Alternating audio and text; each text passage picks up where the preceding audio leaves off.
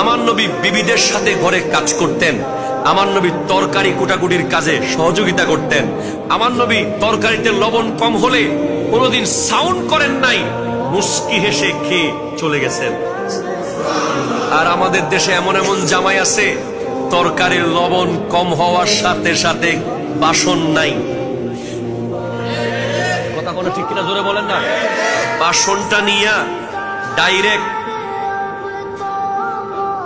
তোর বাপ শিখায় নাই, তোর মা রান্না শিখায় নাই, না না না না না, খবরদার, এমন বিহেভ করা যাবে না। আপনি তাকে রুমে বেডরুমে নিয়ে সিনার সাথে লাগিয়ে বলেন, বিবি আরেকটু তরকারি ব্যাপারে সতর্ক হয়ে গেলে মনে হয় ভালো হবে, খুব ভালো রান্না করেছো। দ্যাট ইজ ইসলাম। এরপর আপনার মা আর আপনার বিবি দুজনের মধ্যে যখন কোনো ধরনের বিষয়ে কনফিউশন হবে, যদি আপনি মায়ের পক্ষে থাকতে পারেন তাহলে ওই জায়গায় থাকুন। যদি মনে হচ্ছে আপনি মায়ের পক্ষে থাকতে পারছেন না, মায়ের ভুল ধরতে হতে পারে, আপনি মোবাইলে কল আসার ভান করে চলে যান। মোবাইলে কি আসার ভান করে? কল আসার ভান করে, হ্যালো হ্যালো হ্যালো,